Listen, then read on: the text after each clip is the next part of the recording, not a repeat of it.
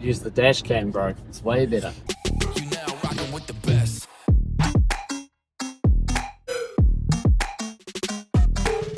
And then hardest thing can be going to work knowing it's taking out of your kids' mouths because you're not earning any money. Yeah. And same for the crew. Obviously, they knew that it was taking from their families instead of providing for them. Yeah. Ask him as well, does he do any other outside sponsoring of athletes maybe? Does he sponsor any other kids? Does he do any other outside like local giveaways? I mean, how much have we got there? That'll probably be enough to get me 45 minutes. 12 questions plus a couple of 2/3 parts. Go for the rest of your notes or break out some more stuff. So when it came to how his kind of like working in the industry shaped him, he said school didn't interest him at all. He didn't really have any options other than uni in the industry. Like there's not really much you can do if you weren't good at school other than uni, you know what I mean? So he always knew he was going to be a tradie because that was kind of like the default. What age did he setting. leave school? I'm pretty sure he finished. Okay, cool. We'll ask him what his favourite... I'll ask him if he was an academic. So we'll just say, was he good at school? Was he bad at school? And then, like, was he good at woodwork? Like, did he do woodwork? Mhm. And then I'll just touch base on those same questions coming out. Like, did he go straight into an apprenticeship? Did he do a course? Did he work for free during holidays? Whatever. Ask about all his first boss and stuff. To be fair, I've got a structure in my head the whole time, but I just want to try and dig deeper on some topics. And then Oh, back to the piece when he had to fire everyone, I'll be like, did that put a lot of stress on his family? okay. Yeah. And then also, whilst being a tradie, he got a business degree, and like he now has a project management degree and then a business management degree as well. So he got multiple degrees whilst being a tradie and working. And now that's obviously really helped him in the success of his company. Put a question down, we'll ask him, has there ever been any other business ventures or other careers you would entertain over building? And if he says yes, I'll prompt him and say, what are they? If he says no, then I'll be like, cool, cheers. And then I asked him, looking back, like, what would you tell your younger self when they were starting out in the field? And he said, bigger is not always better. A business turning over $3 million will give you a better lifestyle than a bigger business. Yeah, that's true. And so he kind of was talking about how as his business has grown, so have all the overheads, expenses. More stress. And so when he was actually at a smaller company, and like when his company was smaller, he was living a better lifestyle than he is necessarily now. And so his advice to young people was like, being in the bigger company and maybe being in a higher role isn't necessarily the best thing if you want that sweet life balance. No, that's definitely true. Because he was like, I could have stayed in a spot that had way less profit, but a better lifestyle, because obviously the profit they were turning over because they didn't have so many expenses was so much. They weren't having to filter it back into the business as much. Yep, sweet. No, that's cool. I think that should be more than enough for him. We could probably do the second guy. That'll be good. Or anything else we can go through. I was gonna say, he had a couple more. He had said like because I had asked about like what this is continuing on with the like younger people, and he said like his youngest brother started out at 15 as a tradie, and by 21 was making 100k a year, fuel card, more benefits. So it was like, essentially, do you go to uni, do you be a trade, like go to a trade? And that was one of the deciding factors, is like the fact that some 21, 22-year-olds will walk out with a degree, but then they've got all this HECS debt and such, whereas the other guy's earning over 100 grand a year and everything's looked after for him. And then he said the right team was the most important thing to scaling his business, like finding a team that he could really trust and rely on. Yeah, so just pinpoint, I'll ask the same question, but I'll just say what were his first key hires. Ask him if he's ever had a business coach or a mentor. And then also another good question will be, if your son doesn't continue with golf, is he going to work in the family business? If I'm not wrong, it's him and his brother that own the business. Yeah, okay, cool. Yeah, so ask him what the split is between him and his brother, and how do they separate family and business, because a lot of people scrap and fight. But it's only one of them on the podcast, yeah? Okay. I'm just, because Mike V, my mate Mike, he really wants me to start doing like live videos and just ramble, because people apparently love that shit. So that's what I'm going to test and do on the weekend. And especially after we're gaining so much traction on these government videos. So that's something like, and then you can post that on you get snippets from that. So I'm just trying to overload with what we're doing at the moment, so I'm good momentum around. Okay, that should be a good questions for him. And well, another thing that this might actually be interesting for you, he said it's been a real struggle in some positions to find someone that's going to do the role right, specifically their QS role. Oh yeah. They've had multiple people come in, like 3 turnovers, and they just it's hard to find someone to do it the way that they want it to be done. So just note down there brackets QS hire, and then just be like, have they all been university graduates? Has he thought about promoting within the business?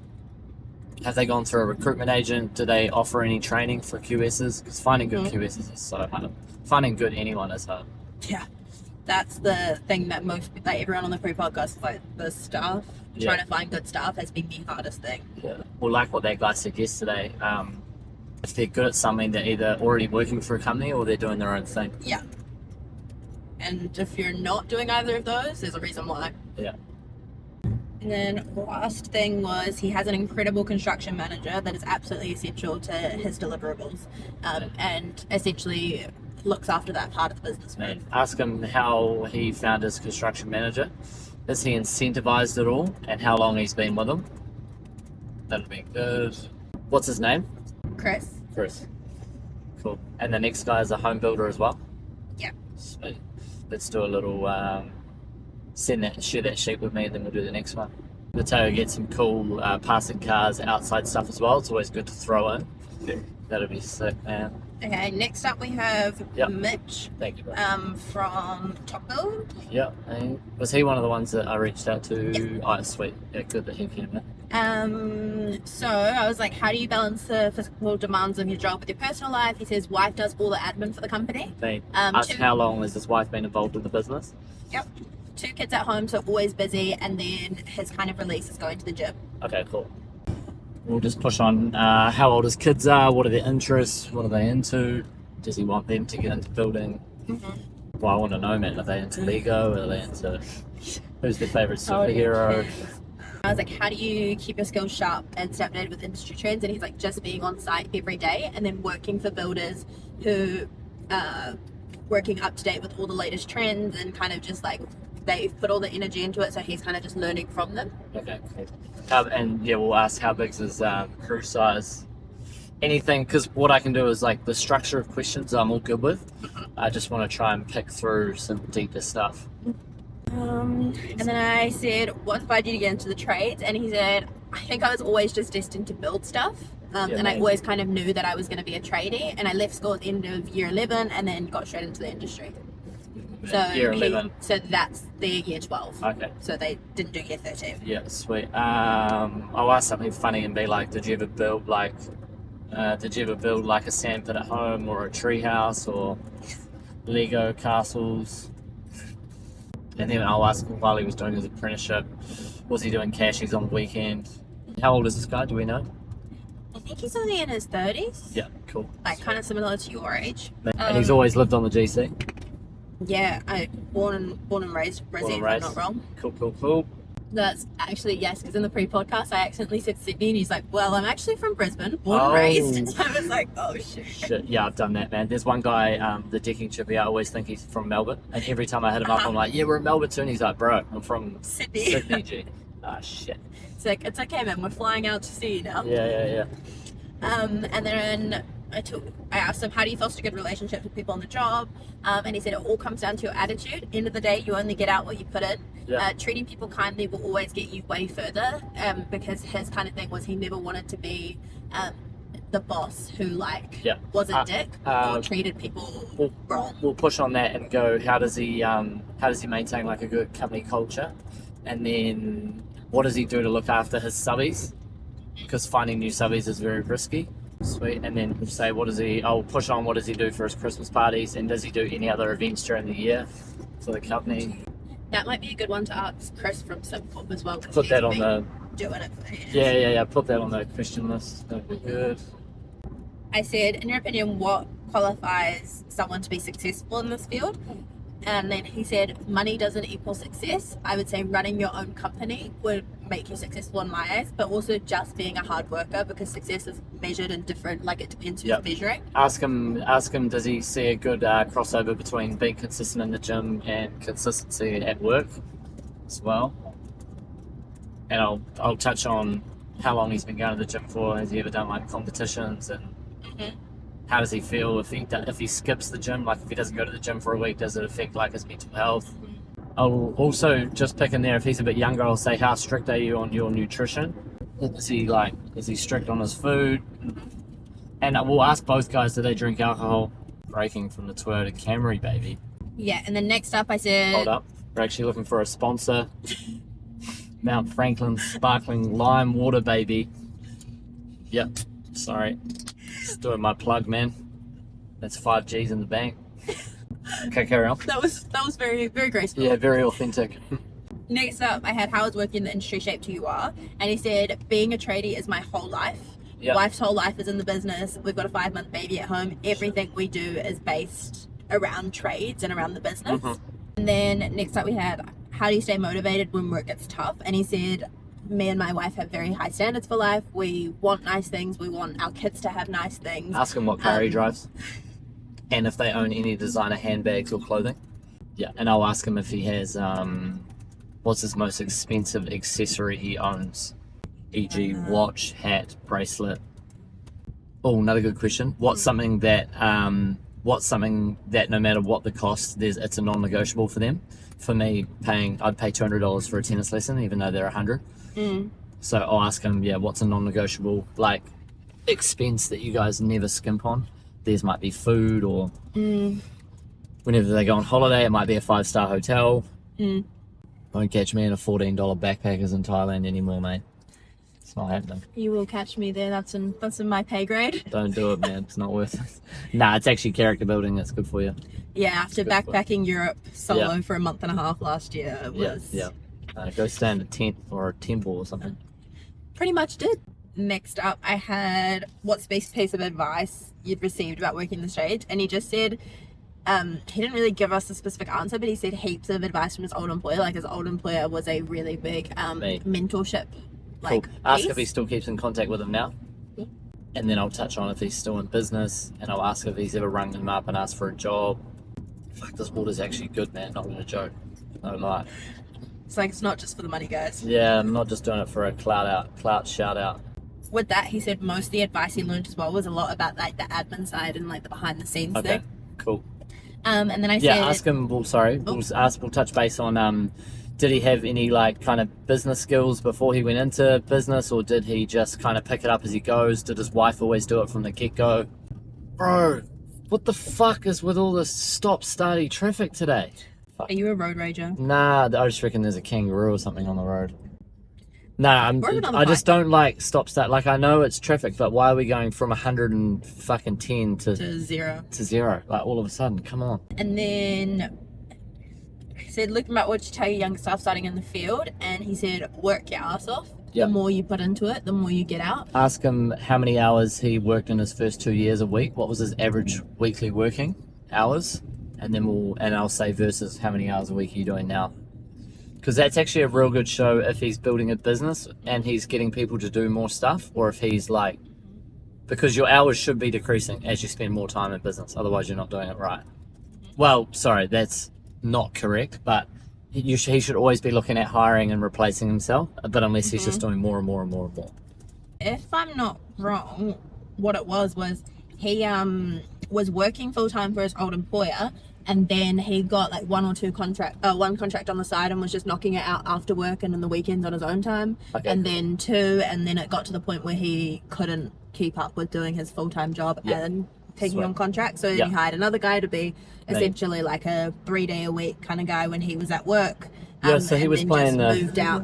Yeah, he was playing the game well. He also talked about how the younger generation is useless and how they're used to having absolutely everything handed to them, and they're not necessarily being prepared for the real world. Yeah, so touch on that and say, where does he see like the workforce of Australia going in the next like 5 to 10 years? Like, are you going to see 18-year-old Australian high school leavers going and working these jobs, or are we going to see more migrants coming in? Like, are places like TAFE and that going to shut up shop? Are they going to have enough numbers coming through?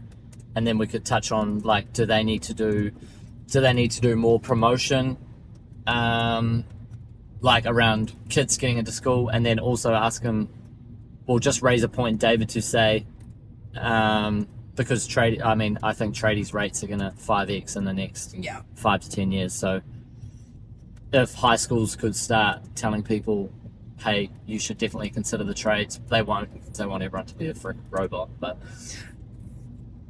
any kid now leaving school should be looking at doing a trade. But it is hard, like with that guy like you said yesterday, they all go on TikTok and Instagram and they see all these young guys making money in other sides of the world, but it's only for 0.2% and they're mostly scammers. Yeah, we'll talk on that topic for a bit. Yeah, ask him if he has like a rule or what he thinks about guys being on their phones at work, and then we'll ask him who manages their social media. Is my lane just attracting stoppers? Maybe it's you. Maybe you're the problem. Me. Fuck. Maybe I should have got a freaking Lambo hire, man. Not this Camry. Don't they have 2 seats? Yeah, Mateo we could strap him on the roof. Okay, how many is that for him?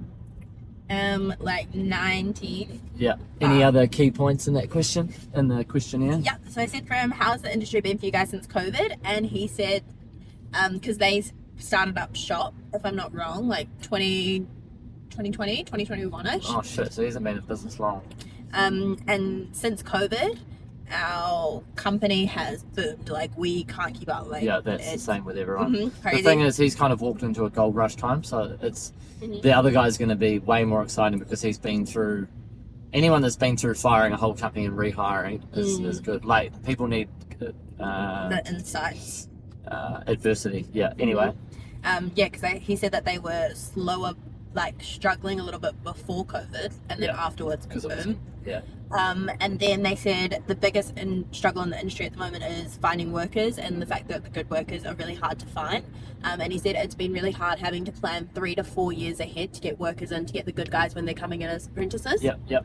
Ask them what their process is within the company at hiring. Are they always hiring? Do they only hire twice a month or twice a year? Like, how do they manage workforce? And then just note but on top of that question, I'll note what their company structure is set up like. And then I'll be able to pivot onto more questions like, do they have a QS? Do they have project managers? But yeah, all that building stuff, that is fine. I more want to try find something a little bit more interesting. So if there's any notes there that might be a little more interesting, that's kind of what I want. That is the notes. He didn't give me too much to work with. So Jim, family man, new to business. So he was working for someone before COVID? Yeah. And you reckon he's early 30s, my age? And he's got a wife and a kid? Yeah. Need to try and find out if he's ever had something bad happen in his life. Also, I need to take a note. I just remember this. We need to email Tenzin, and I want him to go through the Plum Built podcast and find out when he mentioned about being owed heaps of money. It'll be like a 5 minutes clip, but I want that completely separate because that podcast should have blown up and it hasn't. But the boys didn't use that as the hook. That should have been used as the hook to the intro video, being owed 500 grand. Can we just send an email? Sorry, I just thought of that right then, and I was like, I need that. Because that will be a good socials clip anyway. And then, yeah, let's just see if we can find something on him. And that's how we do a pre-podcast chat, guys. We try and find a little bit of inside info, anything that could be interesting. We don't want to have a boring podcast, so we try and find something a little bit controversial. Anyway, stay tuned.